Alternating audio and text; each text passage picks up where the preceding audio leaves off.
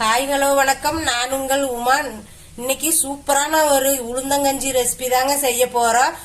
முழுக்க முழுக்க அது மருத்துவ குணமுள்ள கஞ்சி தாங்க. எப்படி செய்யலான்ட்டு பார்க்கலாம் வாங்க. இதுக்கு தேவையான பொருள் என்ன எடுத்திருக்கிறேன்னு பார்த்தீங்கன்னா, உளுந்து ஒரு 250 கிராம் எடுத்திருக்கிறேங்க. கருப்பு உளுந்து. பச்சரிசி ஒரு 50 கிராம் எடுத்திருக்கிறேங்க.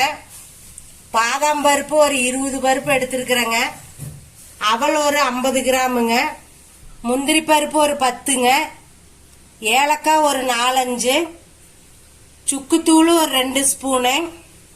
இதுக்கு பனங்கருப்பட்டி ஒரு 250 கிராம் பனங்கருப்பட்டி எடுத்துக்கிறேங்க. இது தேவையான அளவு நம்ம சேர்த்துக்கலாங்க கஞ்சிக்கு. வாங்க இப்ப இதெல்லாம் வறுத்து எடுத்துக்கலாங்க. உளுந்து நல்லா வறுத்து எடுத்துக்கலாங்க.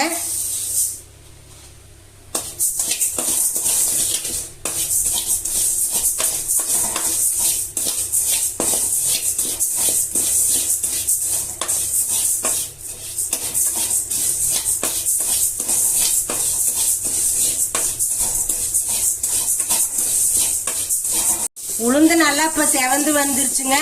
இந்த இதுல தாங்க, இந்த பக்குவத்துல தாங்க உளுந்த எடுத்துக்கோணுங்க. அடுப்ப வேகமா வச்சு உளுந்த கிளறாதீங்க, தீஞ்சு போயிருங்க. சிம்மில் வச்சு மெதுவாகவே எடுத்தீங்கன்னாத்த கரெக்டா நல்லா வறுவிடுங்க ஒரே மாதிரியே. இப்ப எடுத்து கொட்டிக்கலாங்க.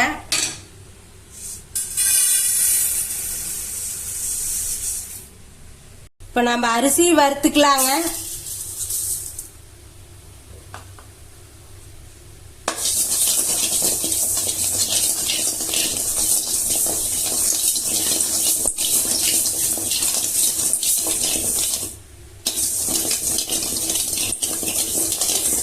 அரிசி நல்லா பொரியணுங்க. வறுவட்டு பொரிஞ்சதுன்னா எடுத்து கொட்டிக்கலாங்க.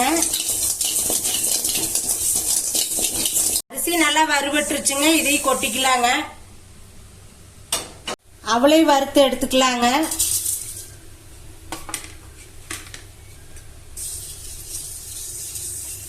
அவளும் ரொம்ப வறுக்க வேண்டியது இல்லைங்க. இது லைட்டா வறுத்தா போதுங்க. அவளை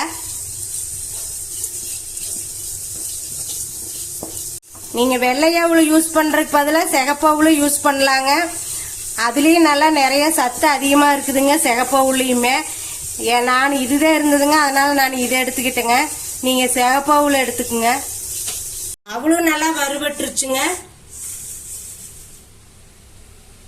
பாதாம் பருப்பு, முந்திரி, ஏலக்காய் மூணையும் லைட்டா வறுத்து எடுத்துக்கலாங்க.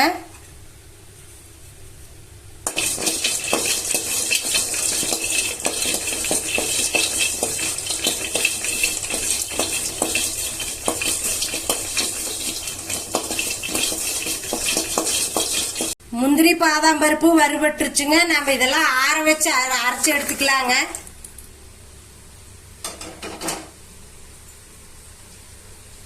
வறுத்ததெல்லாம் இப்ப ஆறிடுச்சுங்க. நம்ம மிக்சியில போட்டு இப்ப அரைச்சு எடுத்துக்கலாங்க.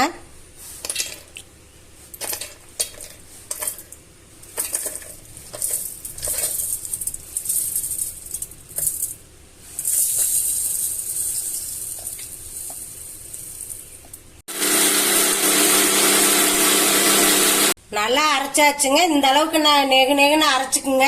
இல்லைன்னா மிஷின்ல கூட கொடுத்து அரைச்சுக்குங்க. வாசம் இப்பவே சூப்பரா இருக்குதுங்க உண்மையாலுமே. நம்ம கஞ்சி வைக்கிறதுக்கு தண்ணி தாங்க அடுப்புல வச்சிருக்கிறோம். இந்த தண்ணியில தாங்க நம்ம பனை வெல்லத்தை சேர்த்திக்கலாங்க.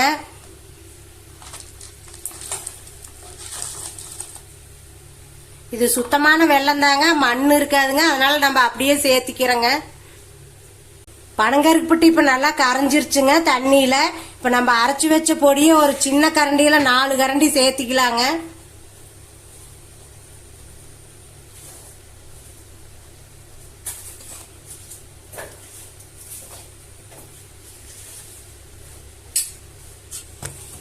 இது ஒரு 15 நிமிஷம் நல்லா வேகணுங்க.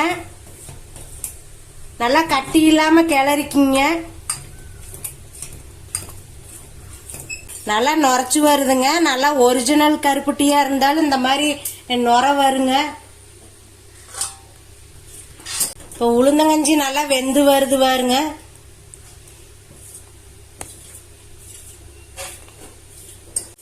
இப்ப நம்ம அரைச்ச பொடியெல்லாம் ஒரு 10 நாளைக்கு ஸ்டோர் பண்ணி வச்சுக்கலாங்க. மறுபடியும் நம்ம ஒரு வாரம் கழிச்சு மறுபடியும் வறுத்து அரைச்சிக்கலாங்க. அப்பதான் நல்லா மணமாவும் இருக்கு, நல்லா சுவையாவும் இருக்குங்க. கஞ்சி சூப்பரா ரெடி ஆயிடுச்சுங்க. நம்ம இப்ப தேங்காய் பால் சேர்த்திக்கலாங்க. இதோட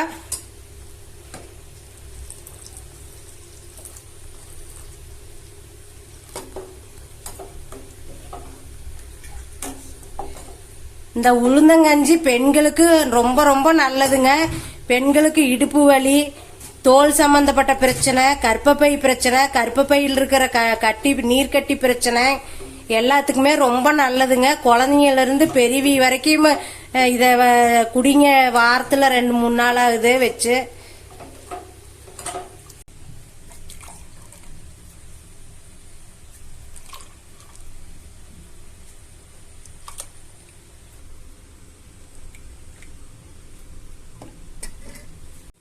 ஹெல்த்தியான ஒரு உளுந்தங்கஞ்சி ரெடி ஆயிடுச்சுங்க.